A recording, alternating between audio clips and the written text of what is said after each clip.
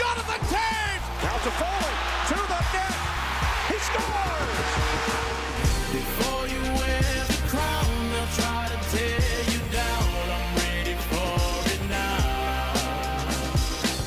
'Cause I don't feel the fall. I'm gonna stand tall. No breaking down the wall.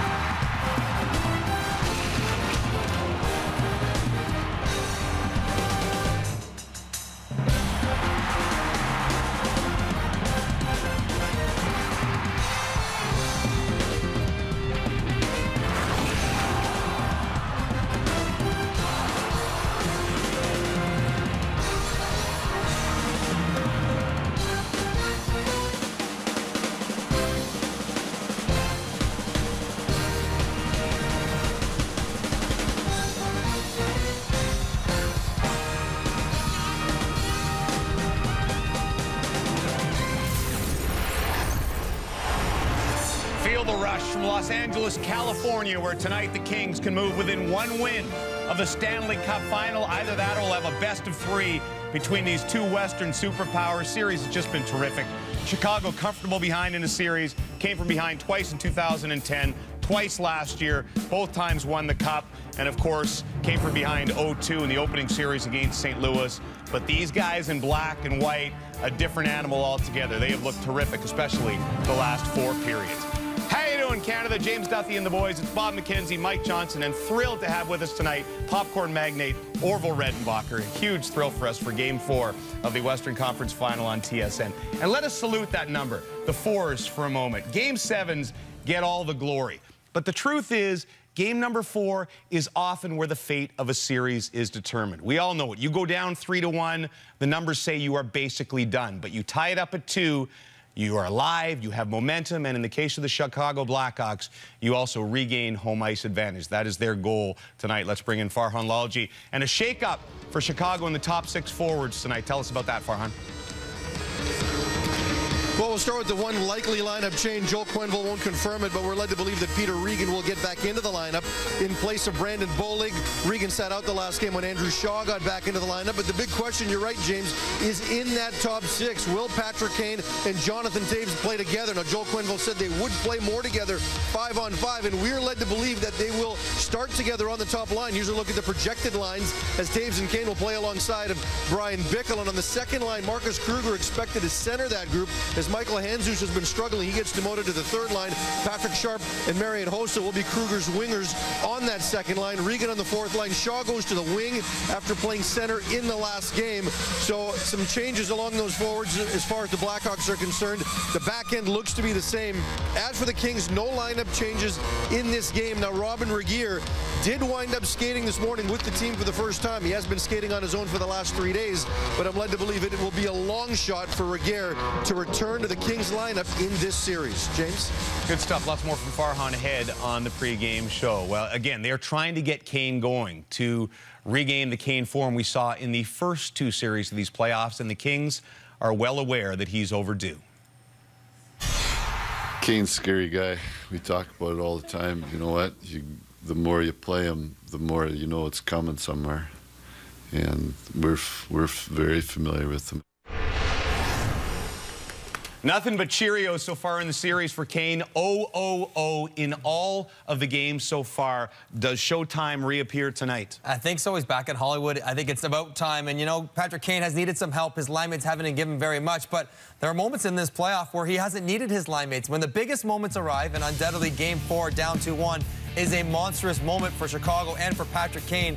He has come through in overtime against St. Louis, doing it all by himself when they needed it against Minnesota, as well as ending that series in overtime when they were getting badly outplayed. So when the team needs something to happen, when he needs to make something happen, he's been able to do it virtually on his own. But A little bit extra help, though. If he does get up with Toews, that would be a nice addition because Jesus has not been getting it done. Shaw jumped in there. He did not get it done at center either, so he'd be happy to see 19 to his left. Plenty of skill on the Chicago Blackhawks. Patrick Kane, a guy who's got lots of skill, hasn't been generating much. Patrick Sharp would be another guy. And it goes without saying that they need a lot more from Patrick Kane, Patrick Sharp, the skillful guys on the Blackhawks that haven't been generating offensively. Now, there's no question against a team like the LA Kings check better than any team still playing in the playoffs, maybe any team at all in the playoffs. In all three zones, they are a handful for the Chicago Blackhawks to handle. In the first-round series against the St. Louis Blues, the skill of the Chicago Blackhawks didn't really get engaged until their will got engaged after going down 2-0 to the Blues. They dug in, they played the hard game that they had to match the physical tools that the St. Louis Blues had. They never really had to get to that level against the Minnesota Wild, not as physical a series, but this is one here when you're up against a checking team like the Los Angeles Kings. This is the night we find out if the skill and the will all comes together for the defending Stanley Cup champs. But the one guy the will is never in question with is Jonathan Toews. And listening to him talk after the last couple of days in between games, there's no doubt in his mind. There's no debate. There's no hope. It's like he knows, he's confident that they need to get better. They have to play better, and he believes and trusts that they'll be able to find a way to get better. A lot of the other guys are saying, you know, hope for a balance, maybe get a positive vibe. Toews like, nuh-uh. We're going to get it done. We're going to figure it out because I'm going to figure it out. Just a different kind of dynamic when he talks, the confidence, belief he has in himself. So much different last year when they were behind 3-1 to Detroit and he was losing his mind and somehow regained it and the team rolled from there. He's been poised so far. Corey Crawford was on that great roll, 5-1 against Jonathan Quick and the Kings, but now the last two games he's allowed 9 goals. How much responsibility, blame does he bear for those 2 losses? A fair amount. You got to consider that now in the playoffs you have assistant coaches, goalie coaches, video coaches that just dissect the goalie, and over a period of time, given an opportunity to focus on one guy, you can expose the smallest of deficiencies, and players will focus on that. So when they can finally find it, the floodgates will open. They will do anything they can to expose it, almost like a psychological edge. And you can see what's going on here for Crawford. They are finding that short side, blocker side, and absolutely almost waiting. There's Voynov waiting for it to open. Come the end, everybody is taking an opportunity on Crawford to find that side on him, and it's interesting to see if he makes an adjustment to try and help himself. The save percentage way down, .855 in those last 2 games. Now, on the other side, Quick has not been great. The number's .904 as far as the save percentage, but in both games he's had game-saving, series-changing saves. He's got Seabrook with him. Across Seabrook. Oh, what a stop. Did you see that? Jonathan Quick robbing Prince Seabrook. Now paid to the net. Saved by Quick. He doesn't miss many opportunities like that. Good save by Jonathan Quick. What do moments like that mean for his teammates? It means we believe that he will make the save that we need him to. We believe he will help us get this victory. It's amazing what a goalie making the save at a timely moment could do for you. I had Cujo on net. His numbers were never great when I played for the Toronto Maple Leafs. But you knew when a save had to be made to keep you in a game or to save a game, he would make it, much like Jonathan Quick has been making it for the LA Kings. It just exudes confidence that permeates through the lineup. Another big factor the last couple of games, the Hawks allowed 3 power play goals and really a 4th. Doughty scored about 2 seconds after a penalty had expired. So that's essentially 4 for 7 for LA. What's been good about the LA power play and bad about the Hawks PK? Well, they went 0 for 2 in game 1, and what they figured out, they'll use what Chicago does best against them, and that's shot blocking.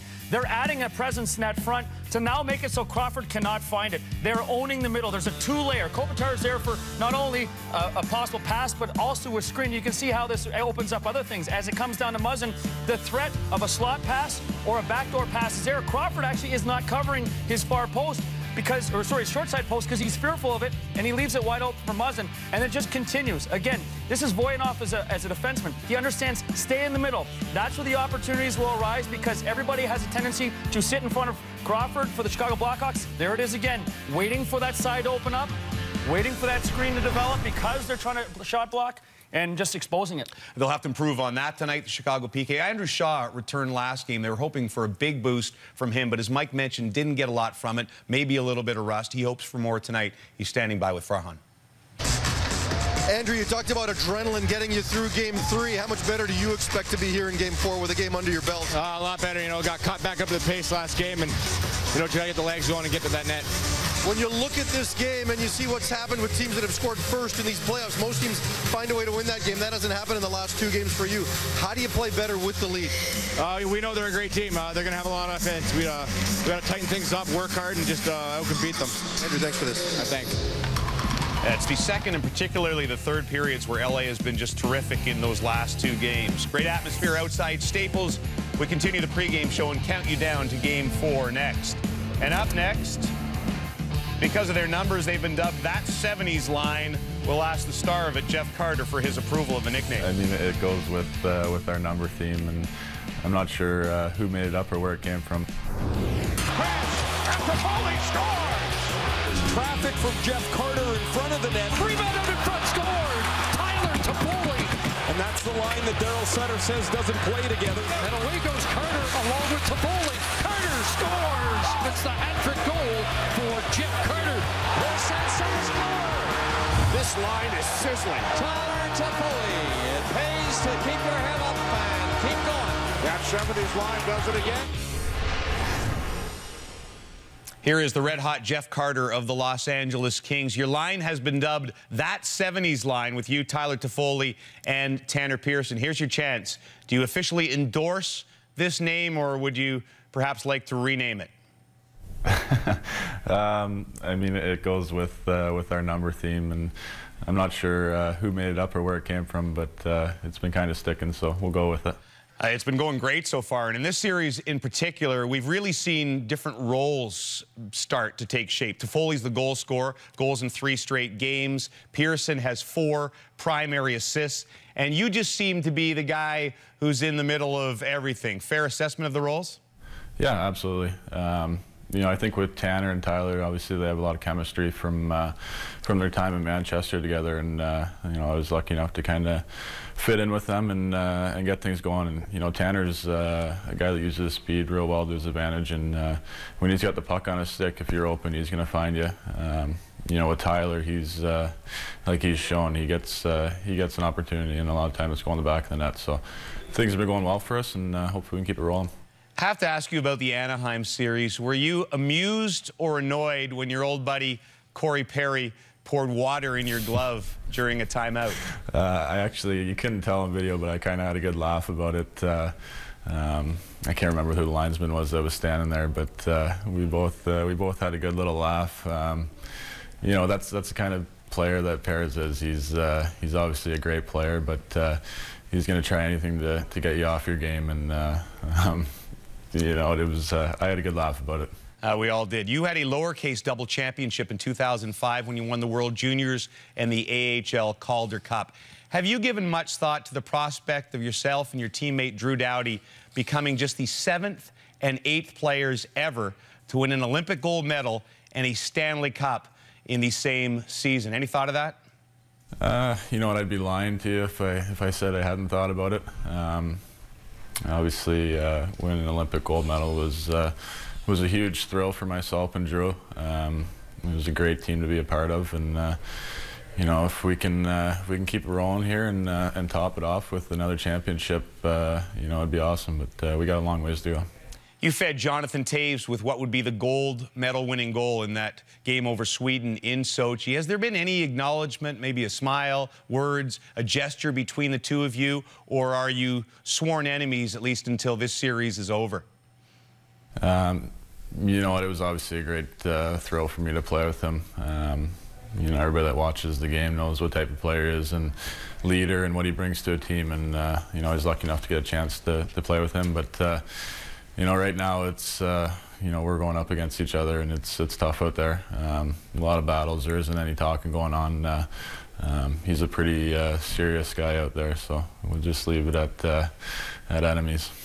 All right, we'll leave you with one more hard-hitting journalism question. We have this thing called the quiz, so we're going to give you a quiz-type question. Who is your favorite LA Kings anthem performer? Guitarist Slash, who is a perfect 2-0 so far, or ex-American Idol singer Pia Toscano, who has a perfect voice and, well, pretty much everything else. Who do you like?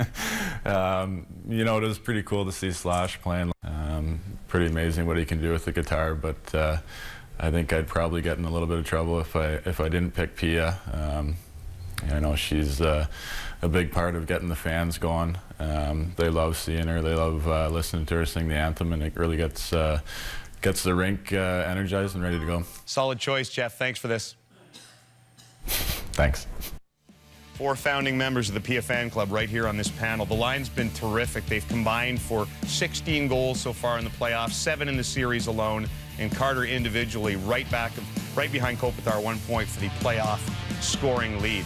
Carter's performance shouldn't surprise any of us, but I think the kids maybe. Brian Kilray has been telling me for years that Tyler Toffoli, since he was about 16, was going to be an impact player in the National Hockey League, and it seems like it's coming true right about now. It's a testament to the depth of the LA Kings, testament to a guy understanding a system and excelling in it. It's also a testament to seizing an opportunity. Gaborik and Kopitar have combined for all of 1 assist, and what he is a perfect Daryl Sutter player. He's got great size, great mobility, great speed. You can see the way he's excelling in this series alone, and that right there is most important. He's got a great touch with the puck and an ability to finish. Pearson goes undrafted twice in the National Hockey League. You're late bloomer, and man, is he blooming now. Is he ever? And he's really showing a full, well-rounded game, which you have to play for Daryl Sutter. If you have Jeff Carter as a trigger man and Tyler Toffoli is a trigger man, well, then you better be a good passer. And Tanner Pearson, as we saw at the 2012 World Juniors with Canada, is very good at creating plays from below the goal line, separating player from puck, keeping his stick and hands loose so that he can create passes from out below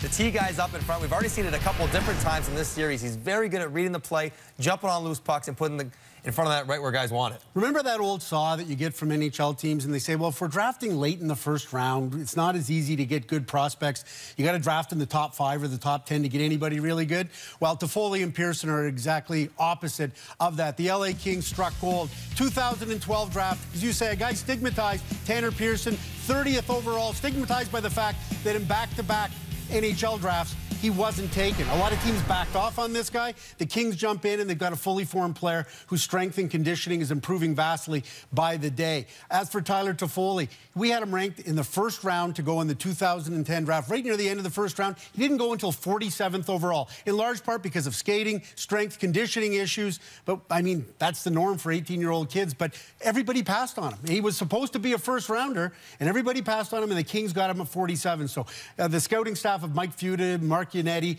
they do a great job of revitalizing a team that won the Cup 2 years ago with the big heavy guys, and now all of a sudden you're adding in all this young skill. It's changed the dynamic of this team. For a couple guys who had question marks about their skating, Toffoli looked pretty good splitting the D on a breakaway there, Pearson the same. Daryl Sutter said today that skating was never an issue for him. That's because he got them when they were out of junior hockey. But the reason Toffoli didn't get drafted in the first round was because people were worried about his skating and or strength issues. And Pearson's worked a ton out of skating. He negated that icing in the last game where he just flew by, so that's certainly not a problem whatsoever. By the way, we know that line remains intact, but Chicago, maybe Joel Quenneville's playing some games. We said off the top how it looked like from practice, the skate this morning, that Kane might be moving up on the top line with Taves and Bickle. Well, in the warm-up anyway, the line rushes they did, he was not there. In fact, Kane was back on the second line with Sharp and Handzus, and Hossa was up there with Taves and Bickle. So we'll see how they start the game. Let's hear from the coach right now, Joel Quenneville, with Farhan.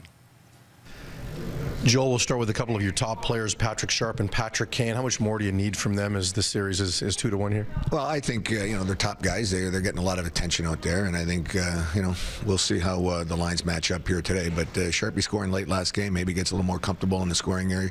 Kaner's had a couple real good looks in the last 2 games, with giving us a chance to get 2-goal leads and a couple big saves. But Kaner's been all right. I just think that eventually some of these guys, they get their turn. This team has been so good in games 4 through 7 of a playoff series in the last few playoffs. Do you draw on that at a time like this? Yeah, we've got a great group, you know, veteran guys, and they've been through some tough situations here. I think 4 of the last 7 series or 6 series we've been behind, especially at this time of the series. And, you know, they welcome the challenge, and every game gets bigger, and they seem to rise. Joel, thanks for this. You betcha.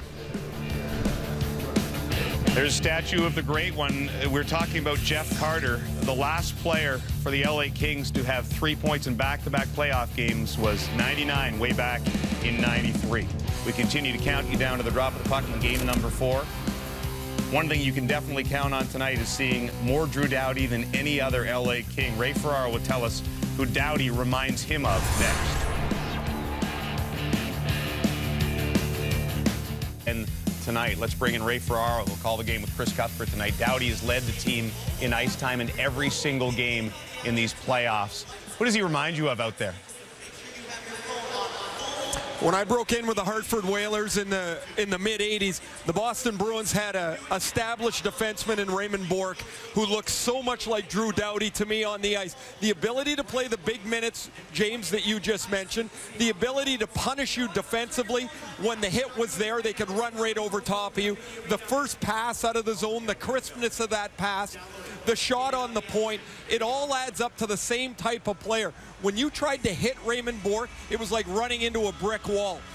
Drew Doughty does it a little bit differently because he's more elusive perhaps than Bourque, but the entire package is very similar to the Hall of Famer Raymond Bourque. One of the weird stats of the last few playoffs, as good as Chicago has been, they've lost the first road game now in 10 straight playoff series. Is that just a crazy fluke, or do you have some reasonable explanation for that? James, I don't think there's one reason that would say that this is why they've lost so many first games of series on the road. It's a different reason all the time. In this series, it's their power play that just killed them in Game 3. They had a chance to take over the game, and they didn't.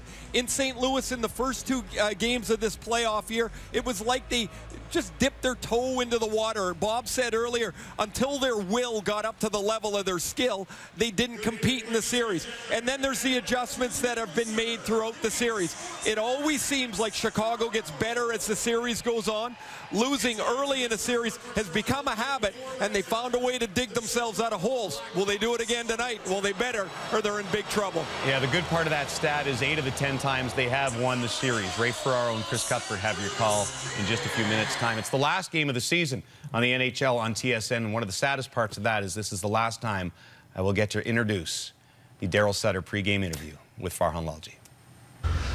Daryl, we'll start with that 70s line, Carter, Toffoli, and Pearson. What have they been doing in the last few games that has basically allowed them to take the series over? I think they support each other really well on the ice, and they're really good in their own zone. What about what this team has been able to do in the third period, especially in the last two games, and how you guys have been able to play your best, whether you're trailing or leading, you've been able to do that in the third? I think you have to have that real stick-to-it attitude. I think just don't break the way we play and make sure everybody's involved in it, try and get the puck going up the ice, and just keep our game simple.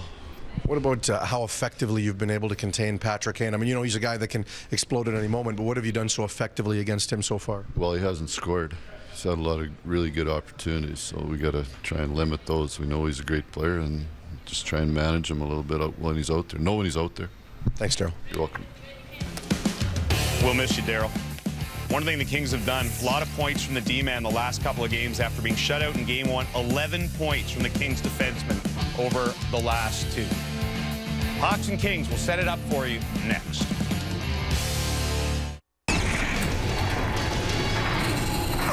This SportsCenter update is brought to you by TaylorMade. The best in the world reach for TaylorMade drivers more than any other. Hey gang, me again, Jennifer Hedger with you inside the SportsCenter newsroom. Back to NHL and TSN momentarily, but first we'll get you updated on the rest of the news of the day. Some hockey news out of Washington. The Capitals have named Barry Trotz the 17th head coach in franchise history. Teams also promoted assistant GM Brian McClellan to general manager. Trotz spent the last 15 seasons with the Preds and replaces Adam Oates, who was fired last month. Other hockey news, Derek Stepan made the trip with the Rangers to Montreal today, but his status for Game 5 of the Eastern Conference Final remains uncertain. Stepan suffered a broken jaw on a hit by Brandon Prust and missed Game 4 last night. New York leads the series 3-1. And still with that series...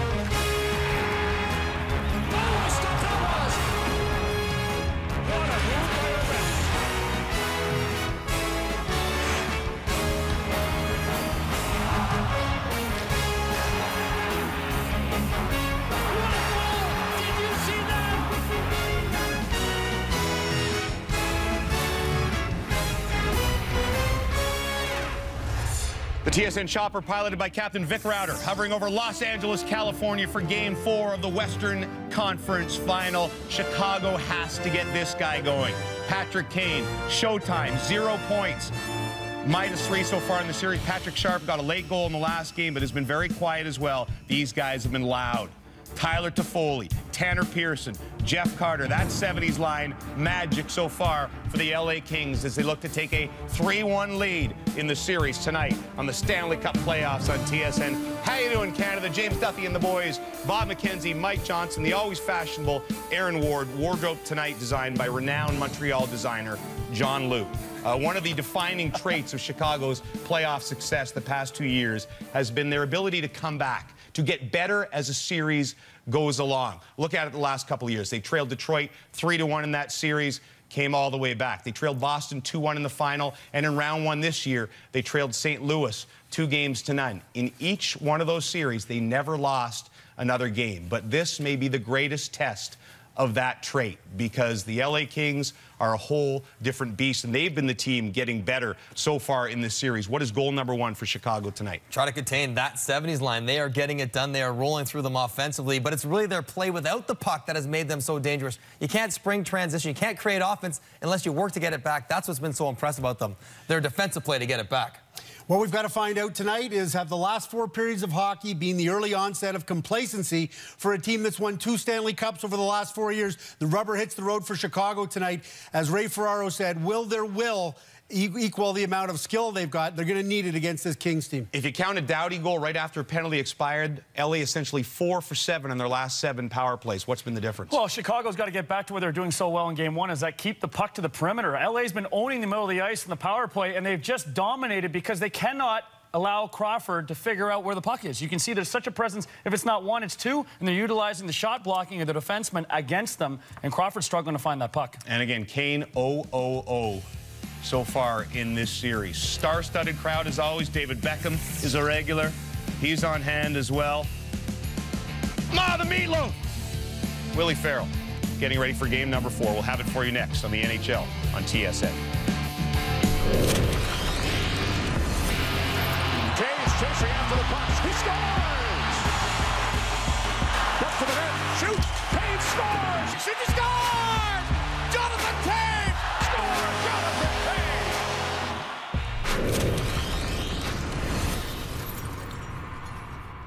A clash which will test their championship medal. Chicago tries to get even. LA looks to put the Hawks in a king-size hole. Game 4 of the Western Conference Final from Staples Center in Los Angeles on this Memorial Day in the United States.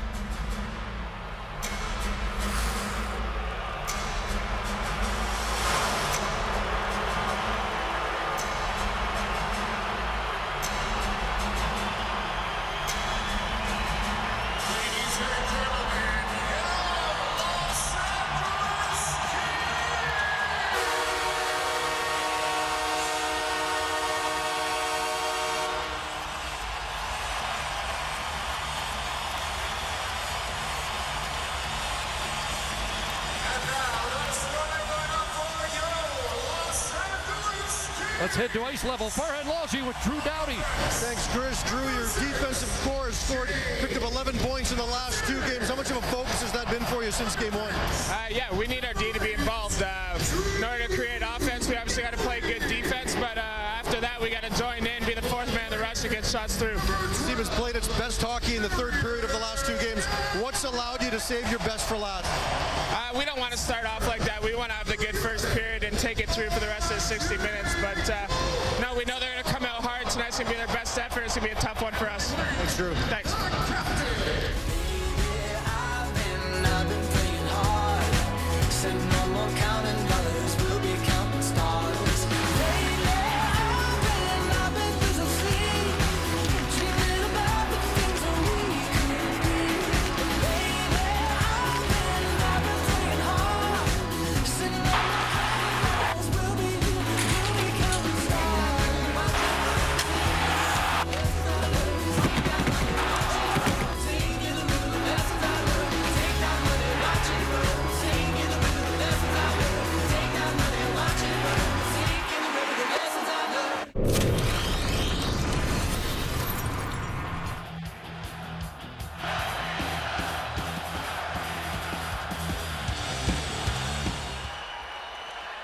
As we honor our great nation and the men and women serving our country at home and overseas, we ask that you please rise and remove your hats and welcome a very special guest in our Northrop Grumman hero of the game, Lieutenant Commander Amy Zajac of the U.S. Navy.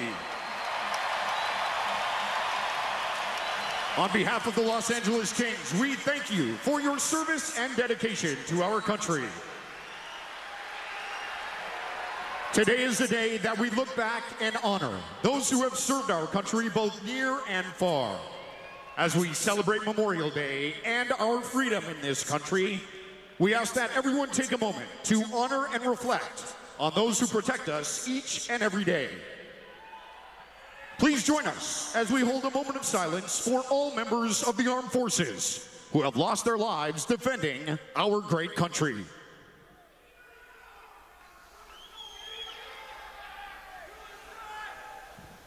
Thank you.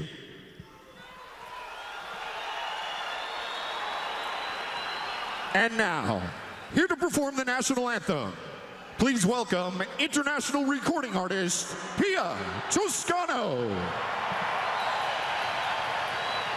Oh, say, can you see by the dawn's early light what so proudly we hailed at the twilight's last gleaming, whose broad stripes and bright stars through the perilous fight o'er the ramparts we watched were so gallantly streaming, and the rocket's red glare, the bombs bursting in air, gave proof through the night that our flag was still there. Oh, say does that star-spangled banner yet wave o'er the land of the free and the home of the brave.